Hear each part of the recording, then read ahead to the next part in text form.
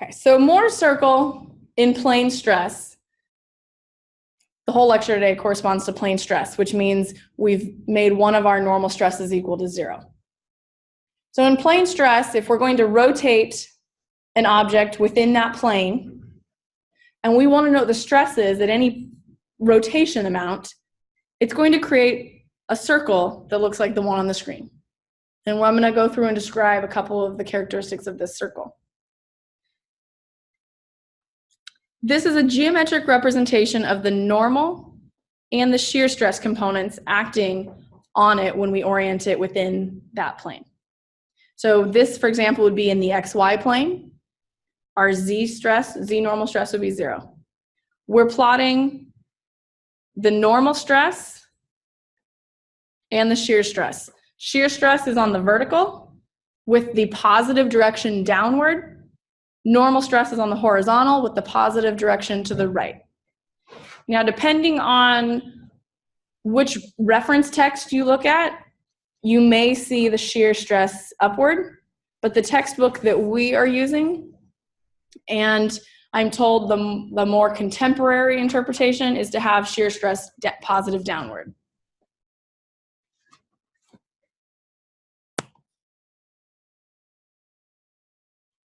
At any amount of rotation, the normal and shear stress create a coordinate value that pertains to a location on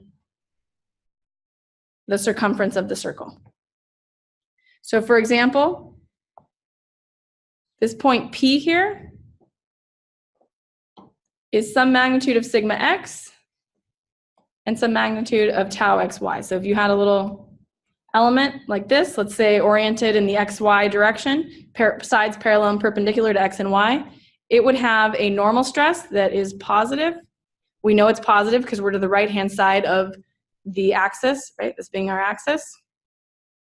And so this is x, y, and it would have a shear stress that is also positive because we're down below the horizontal axis. So it would have a shear stress like that. And the values, these values here would correspond to the coordinates of this point P.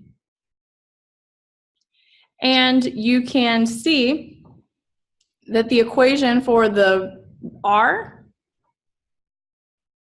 do you recognize this equation? Do you agree that's the equation we've been using for R?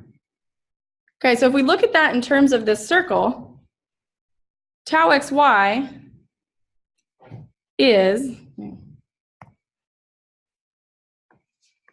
this coordinate, right? Tau xy is that side.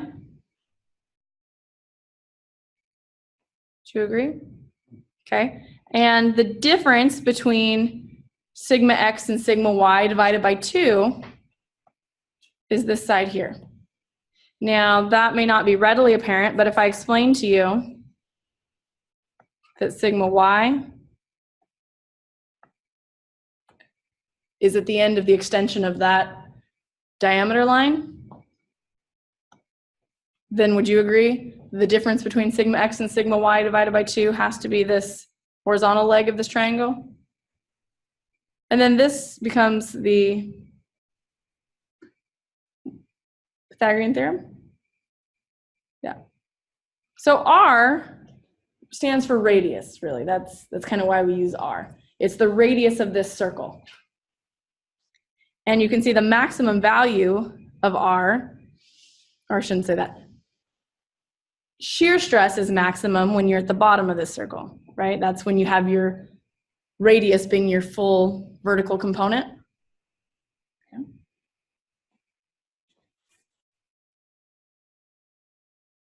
The center of this circle, C, is placed at the average stress. Sigma x plus sigma y divided by 2.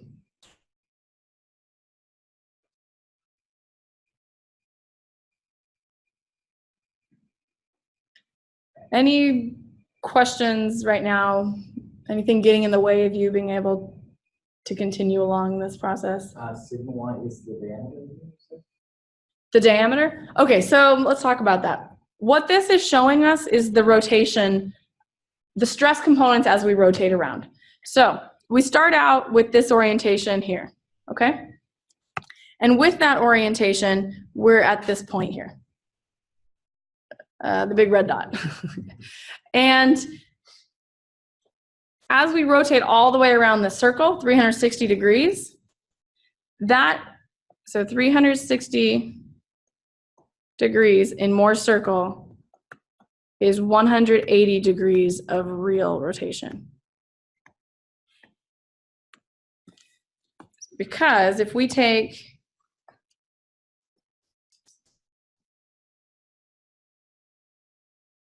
mark this side, so we mark this side here on the right,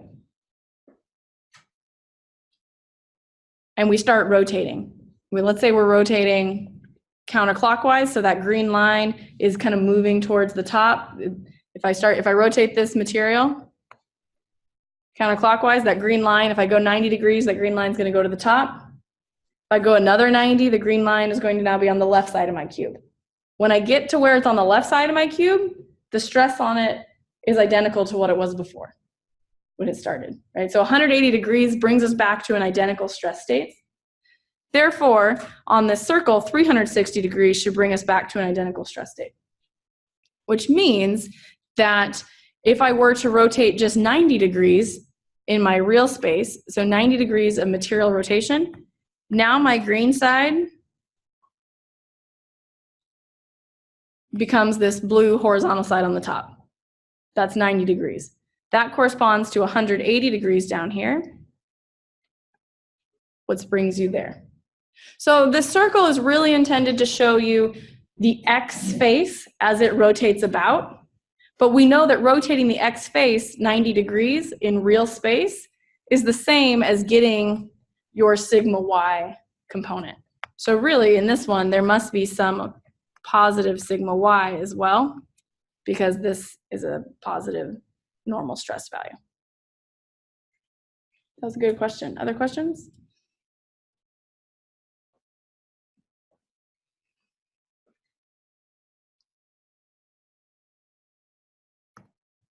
All right. Here is a material element. This is X, this is Y. Chris, what normal stress would you like on this in the X direction? Pick a number. Positive 15? Okay. All right. Trenton, what do you want in the Y? 60? All right. Let's see. Josh, what do you want in the tau shear stress? 1. Positive 1 or negative 1? Negative. All right, wild side. Okay. Negative 1. All right, let's see if we can make the Mohr's circle for this. So as you might guess, there are a number of different ways that we can draw a circle, right? You can start with the center and the radius. You could start with 2 points on the circle. Really, any way that you want to create a circle is fine. So this is not a definitive only way to create a circle, but this is my recommendation for how to create a circle. So the first thing we're going to do is create our coordinate axes. We have the normal stress, horizontal, positive on the right, and our shear stress, vertical, positive downward. So we start with our coordinate axes. Everybody good with step 1? Cool. Step 2 is to plot the center. We know that the center is located at sigma average in terms of its horizontal location. This coordinate that we're going to plot, the first value is going to be the average of the 2 normal stresses. The second one is going to be 0. It will always be 0. It'll always be on that normal stress axis somewhere. So our average stress, we chose 15 and 60, so that's 75 divided by 2. Is that 37.5? All right, so 37.5, we'll say it's here. So this is 37.5, comma 0.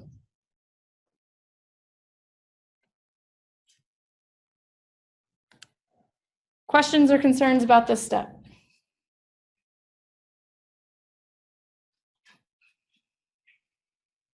Which axis will the center always be on? The sigma axis. Thank you. It'll always be on the sigma axis. So that second coordinate will always be 0. And the first coordinate is the average of our given normal stress components. Good. Plot the reference point. So the reference point is sigma x tau xy for the given stress state. So we have our given stress state in the top right corner. Sigma x is positive 15. That's going to be somewhere approximately on that line, that hard to see yellow line. And now the second coordinate is the shear stress on our element. I baited Josh into picking a negative value. So we have -1 as our shear stress, which means this value here is going to be -1. So it's whatever the shear is. It's not necessarily having to be a positive value. It's whatever our shear is on this element. So -1, and that will go somewhere about there.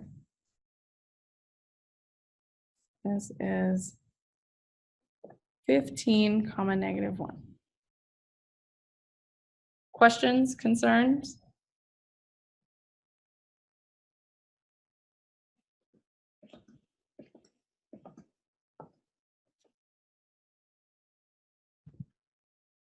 We're good?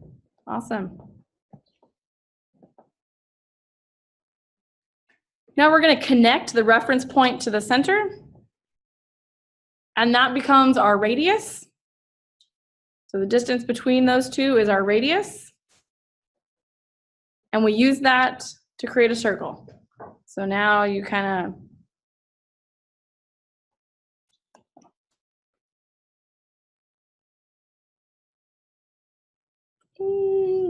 I give that a B. Not the best circle, but it's supposed to be a circle.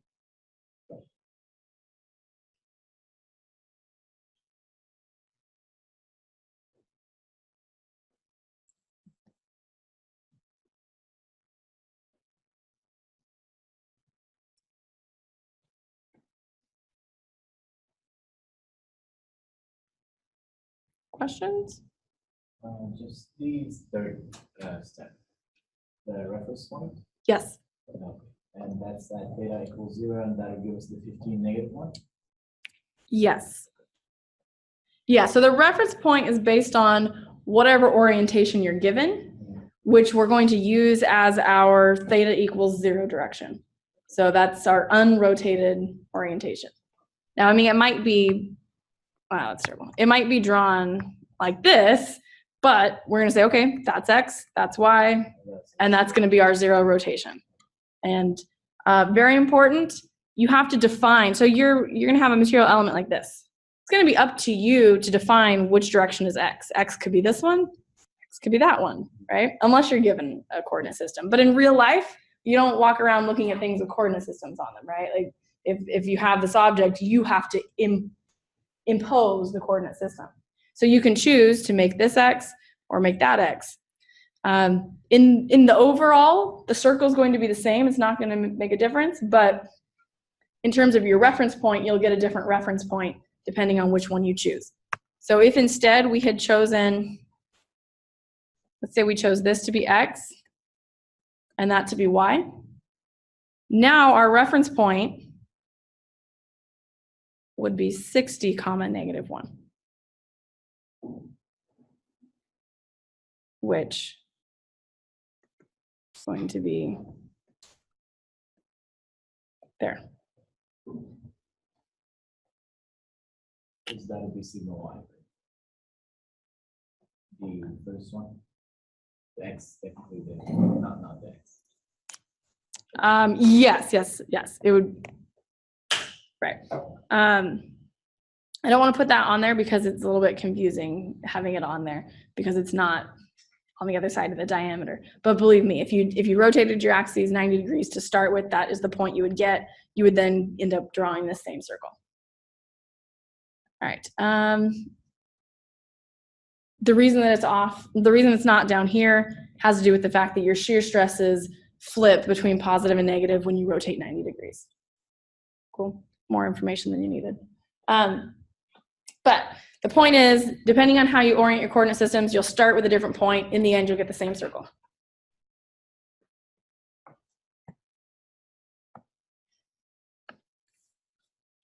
And we talked about this already. An angle of theta on our material element, so a real rotation of theta degrees, is twice that on the Mohr's circle.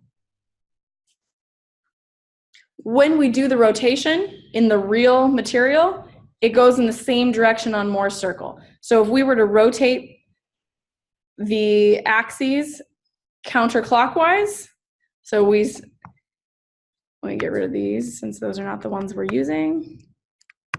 So say we rotated those axes so that now we have an x prime and a y prime, and we want to know what the stresses are. We're going to rotate this direction around our circle, counterclockwise, the same direction as we're rotating the axes.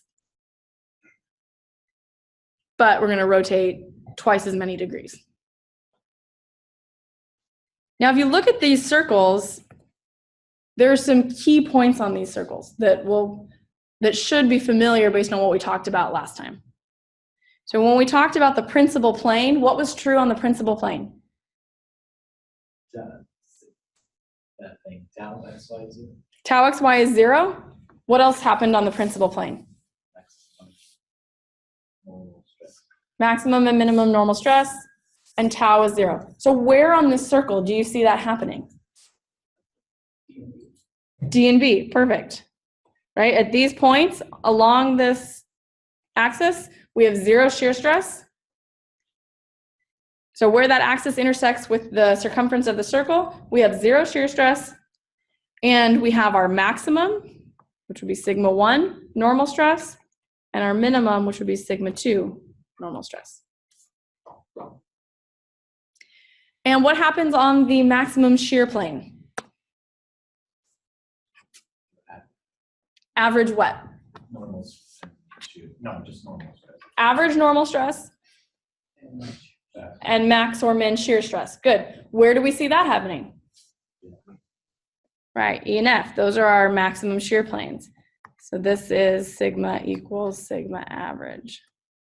And this would be tau min because it's negative. This would be tau max because it's positive.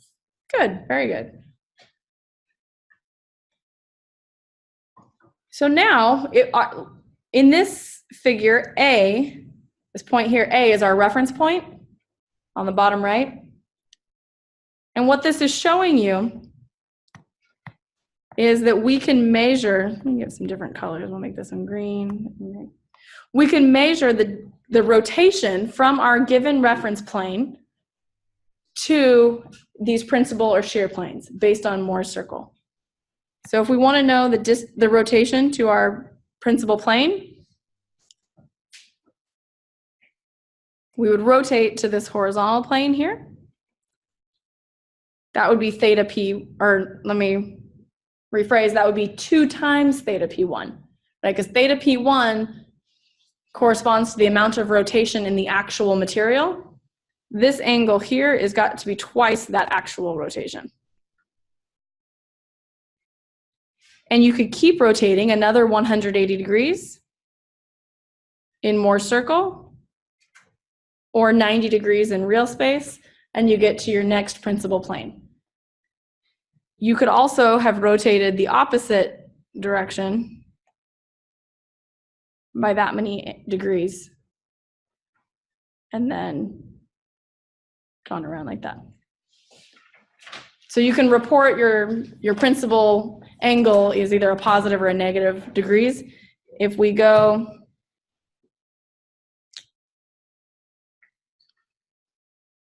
counterclockwise, that should be positive, and if we go clockwise, that should be negative, I believe.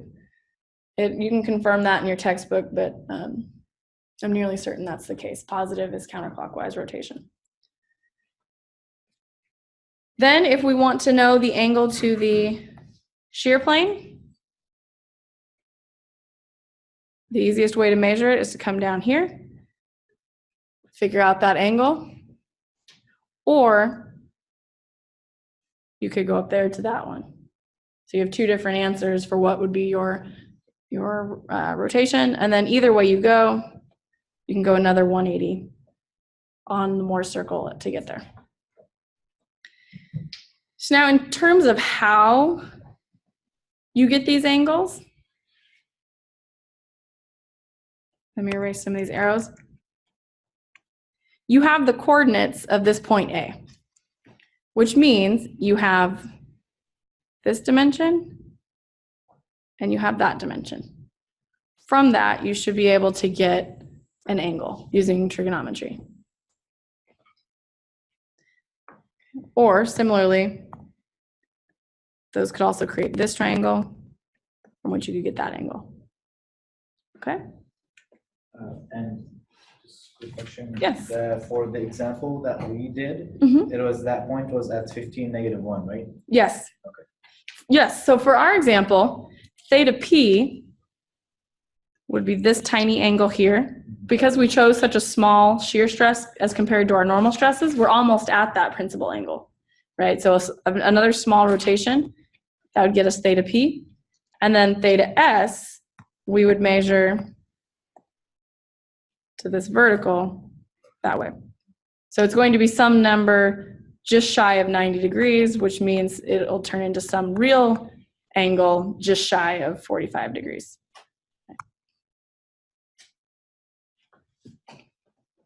Other questions?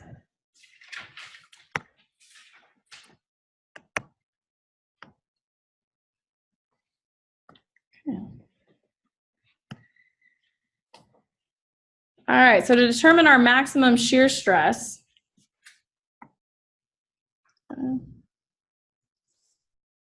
I think I'm going rogue from these slides.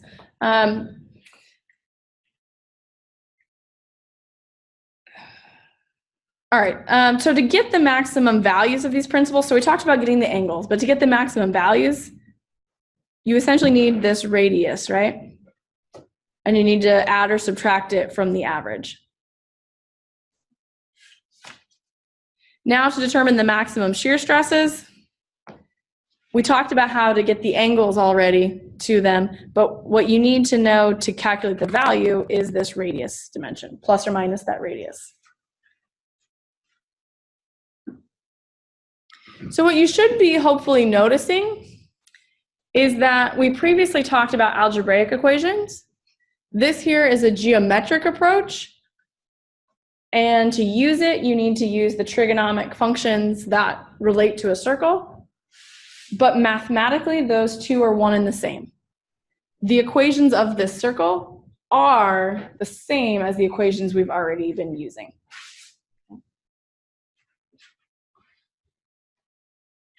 So anyway, just to reiterate, to get this stress value, it would be sigma average, because this C is at sigma average minus R.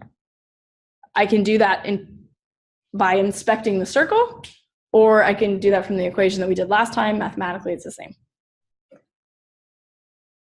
Questions? All right, then why don't you take a crack at this? This is the same stress state we had in our previous ICA from last time. So I want you to draw Mohr's circle for this and determine the angle to the principal plane and the maximum shear plane. And if you have any questions, please don't hesitate to raise your hand and ask me. All right, so this is our Mohr's circle. 2 theta P is the rotation counterclockwise up to this sigma axis. 2 theta P is the rotation clockwise down to the tau axis. In this particular example, those are both 45-degree angles in Mohr's circle, which means that in the real rotation, the real material, it's going to be 22.5 degrees, and theta S is going to be negative 22.5 degrees. Any questions?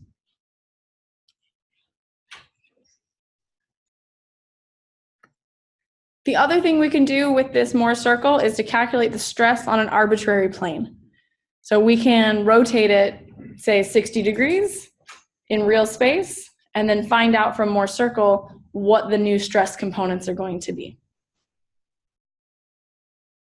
So we start with, to find these stress components, the normal direction, the normal x prime, the tau x prime y prime that are acting on a sigma x prime normal direction face. So what that means is we started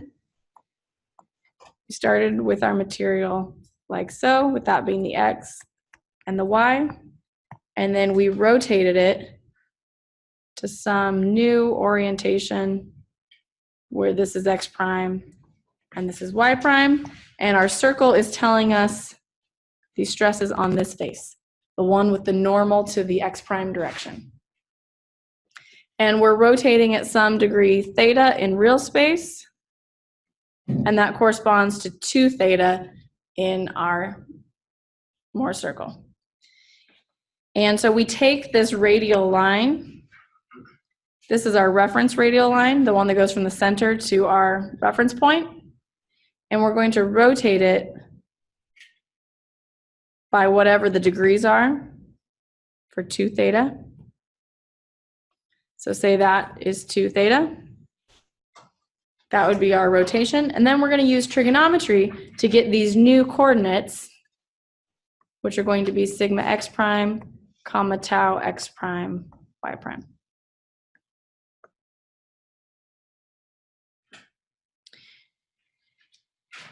And then if you want sigma y prime, you would need to look over here 180 degrees.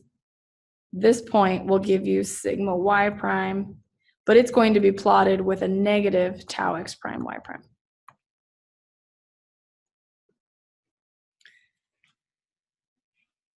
So it's only the x prime component that is plotted with our tau x prime y prime as the true value of what it is on the material. So in this particular example, this value is going to be a negative value, right? Which means that on that block of material, you're going to have some positive normal stress, sigma x, that's sigma x prime, because this is a positive value. It's to the right of your vertical axis. Then you're going to have some negative value of stress on that face. So your stress would look like this, like that. And now your your sigma y prime is also positive, so you'd have some positive value like this. And because it's plotted on this opposite side, it's actually plotting a negative tau x prime y prime. Now, because in this example, tau x prime y prime is negative, this negating that ends up giving you this positive value of tau on the circle. So in terms of how you actually find these new stress components, the easiest way is to break these up into 2 triangles. So you know this whole angle has to be 2 theta, and you can figure out, based on these known dimensions, what this, we'll just call it, let's call it beta. So you can figure out what this beta angle is, right? Because if you know point A, that means you know this tau value and that horizontal component of the circle. That horizontal component, okay, that's the difference between your normal stresses divided by 2. You can then get this beta angle. If you know the entire angle that you're looking for, 2 theta, you can get the difference by subtracting it. So you can take 2 theta minus beta, and that's going to give you, I don't know, let's call that alpha.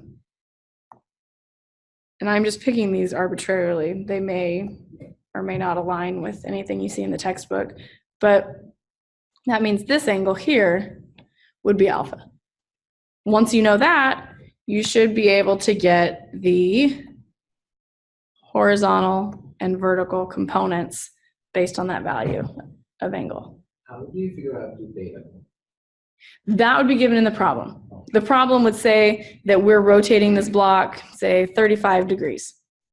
So then 2 theta would be 70. Other questions?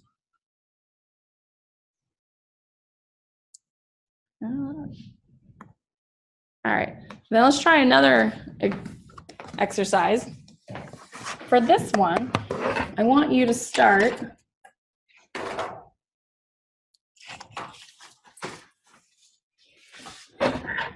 with the material element with the following stress state. So I want to have this be X and that be Y. And there's no sigma X. Sigma X is 0. But there's a compression of 15 KSI. And there is a shear like this. These arrows show you the orientation. The absolute value of it is 6 KSI. It's up to you to determine whether that's positive or negative 6 by looking at the direction of the arrows.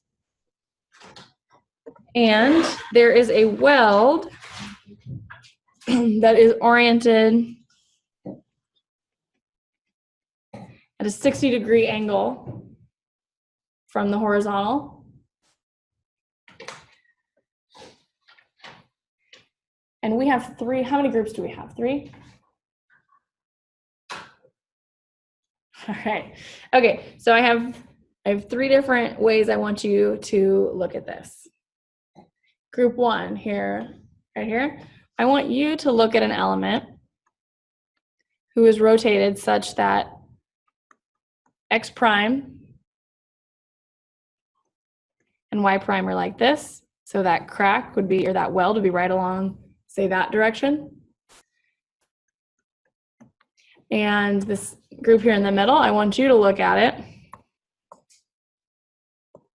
where your X prime is, well, that's a terrible prime, but X prime is like this, Y prime is like that. And over here on the right, I want you to look at it with your X prime here and your Y prime there. All of those are permissible choices for this problem. So if all we're given is that there's a weld and it's at 60 degrees from the horizontal and we want to know the stresses acting on that weld, we can choose any of these 3. In fact, there's one more option, but we only have 3 groups, so I'm showing 3 options. Any of these are permissible choices for how you rotate your coordinate system. So see if you can get the Mohr's circle corresponding to your, it's okay.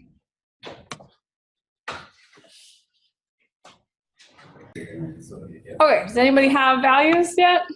Yes. All right, you're, okay, go ahead. So 1 point. Tell me what it's for. Oh, Sigma X prime? Sigma X Okay. is 1.446. All right, let's say 1.45. And is that positive or negative? That's positive. And then negative. I'm trying to think what. The tau XY. Positive 3.49. Excellent. Those are correct. Okay, so the team who rotated 300 degrees, or really rotated 150, but in Mohr's circle is 300 positive degrees, they ended up with these stress components. Sigma X prime, which is the one going diagonally up to the left, is a positive 1.45 normal stress, and then they got a positive 3.5 shear stress. Now, did either of you finish or get anything yet? You did? You got, well, not the point, you got the angles. But you don't have the value, you don't have the stress values? Okay, okay. And you? I got negative 9.5. Okay. And negative 1.38. On your shear stress, I'm going to say that's going to have to be negatory. So let me show you what you should get. You should get some shear stress value. I'm sorry, some normal stress value, which I don't know if I even have it written down, actually. I don't think I do. But the point is you should get some normal stress value in this direction. That will be your sigma x prime. It would, whatever value you get would be what they would get for sigma y prime. Does that make sense? Since your coordinate system is off by 90 degrees from theirs, your sigma x prime is their sigma y prime. Now you're going to get the same material response in terms of shear, which means your arrows are going to look just like this, same arrows. And they're going to have the same magnitude of 3.5. But now that's going to be a negative value for you because of the direction they're moving relative to your coordinate axis. And if we go to the green team over there, the green team is going to end up calculating, when you get your sigma x prime, it's going to be a positive 1.45. It's going to match theirs. You're dealing with the opposite face, but numerically it's going to be the same. And then when you, and let's see, so this is your x, this is your y. Once again, your shear arrows have to be the same physical arrows, same magnitude, and yours will be positive as well. When you get your answer, it'll be a positive shear stress based on how your orientations are. So the point of doing this is to show you that you really have 4 options. We did 3 of them, but you have 4 options for the angle of rotation that you choose. And in the end, your material element will have the same arrows on it, right? You'll have the same components. It's just what you call sigma x or what you call sigma y will be different. And the sign on your shear stress will be different depending on how you oriented your axes. So a good rule of thumb to make sure that we're all communicating well is to place sigma x perpendicular to the crack. So that would be either this one or that one. So the green or the black. And I shouldn't say crack. Perpendicular to the plane of interest. That would be my advice, just so that we're kind of speaking the same language. But at the end of the day, if you have a well, if you're good at describing what you're doing and you can show your new coordinate direction and are using the right values, either way you should be able to answer a question properly. It's just when I say ask you for sigma x prime, you would need to be giving me sigma y prime or something like that. Cool? Any questions about this process, Mohr's circle? So just the last part, complete magnitude. Those, do we just use the new point that we got after rotations, right? Yeah, you need the coordinates of this point. Okay. And that will give you your sigma x prime and your tau x prime y prime. Is it going to be on the axis since tau is going to be 0? Well, the way that I've drawn it is kind of funky because this is not a 60-degree angle. It looks much bigger. But this right here is a 38-degree angle, and it's on that axis.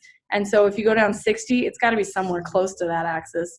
Well, actually, maybe it's probably in here somewhere. But the point is it's not drawn to scale.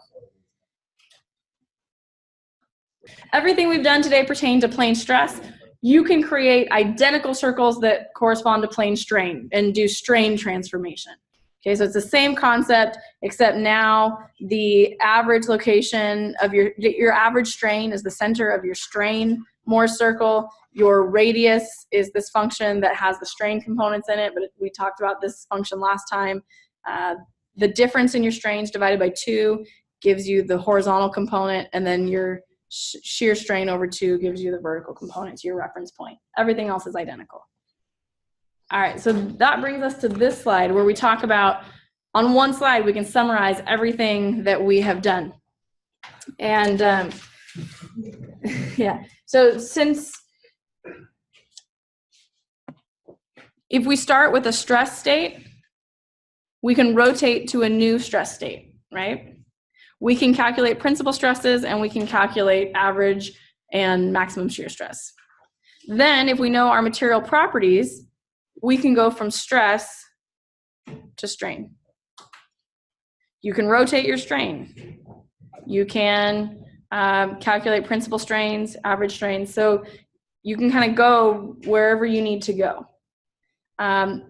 Did we talk about the relationship that the shear modulus is equal to E over 2 times 1 plus Poisson ratio? Good. It's an important thing to know. All right. We talked about that. The only slight caveat I'll say here is to go along this connection.